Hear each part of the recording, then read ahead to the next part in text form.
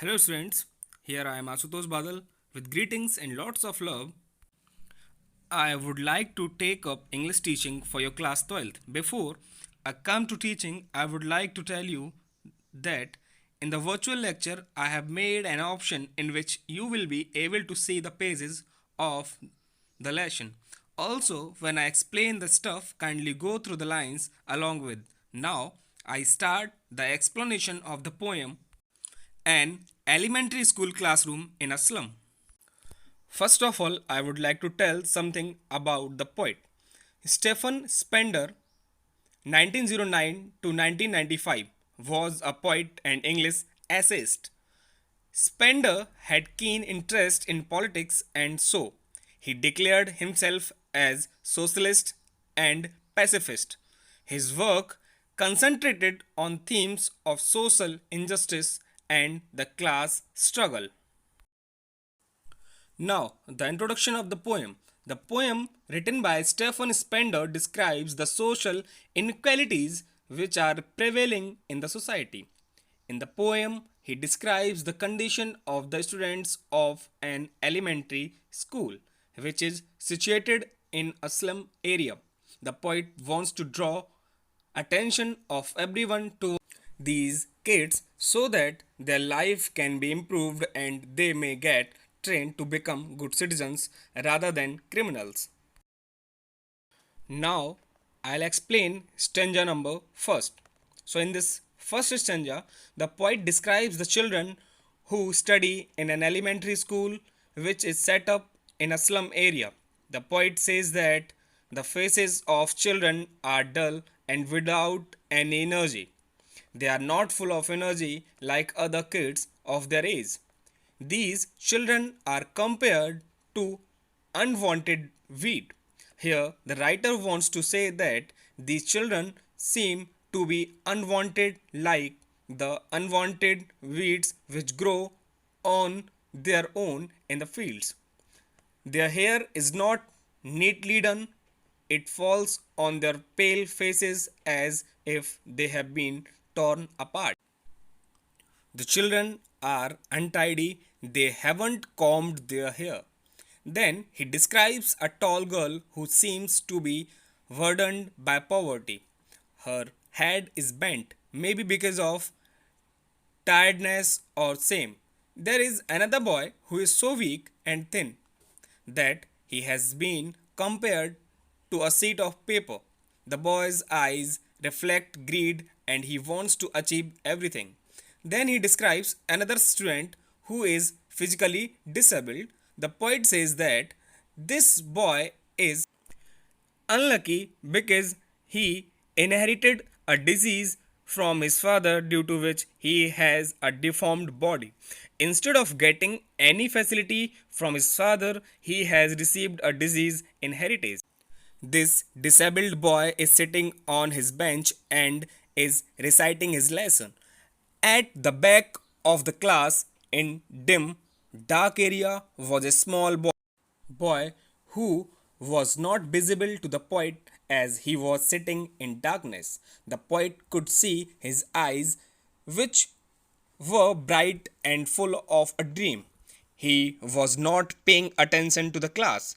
It seemed as if he was rather interested in playing with squirrels in the tree house. Now, the explanation of the stanza number second. In the second stanza, the poet describes the walls of the school. They are cream in color, like the color of sour cream. This means that the walls are not clean. They have not been painted recently. The walls are covered with different charts and images that must have been donated by different people. There is a picture of Shakespeare on the wall. His head, which is bald, looks like the rising sun at the horizon. At the time of daybreak, the sun is rising at the horizon and is semi-circular like a dome shape. It seems to be behind all the cities. There is a picture of famous Tyrolese valley which has beautiful flowers. There is the image of a map which helps all in its own way, but for these children, the map of the world is irrelevant because the slum where they live is different from what is shown in the map. Their world is only what they see out of the window of the classroom. The slum. Their future is full of darkness. Their future is compared to a narrow street, which means that there is no wide scope available for their future growth. These children are far away from the radiant light of knowledge and education. Now, the explanation of stanza third.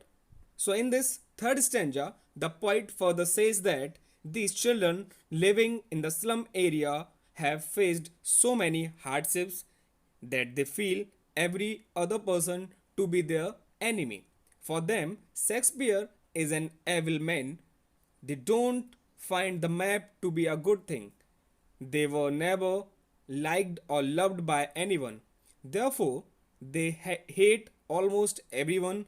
Their desire of being loved by others forces them to steal.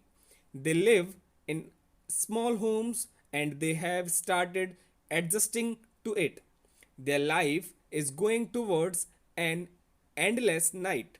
This means that their future is full of darkness. These kids are so thin that one can easily see their bones through the thin layer of skin. Their skin is like the thin layer of cloth, and the bones beneath are visible through the skin. These kids suffer from malnutrition. They wear spectacles which are made of steel. They are cheap and very uncomfortable. Even the lenses in the spectacles are repaired. The spectacles look like stones which have been repaired with pieces of glass sticking out of them. Here, the poet tries to explain that these kids have to face so many hardships in their lives. As these slums are getting bigger, they will destroy the future of these children, and it is very difficult for such kids to escape from them. Now, the explanation of stanza number 4, and this is the last stanza of this poem. So, in this stanza, the poet says that the government should take notice of the problems being faced by these kids. He urges them to change the life of these kids and make the world map a reality for them. There is a need to break the restrictions which are put on them due to poverty and lack of resources.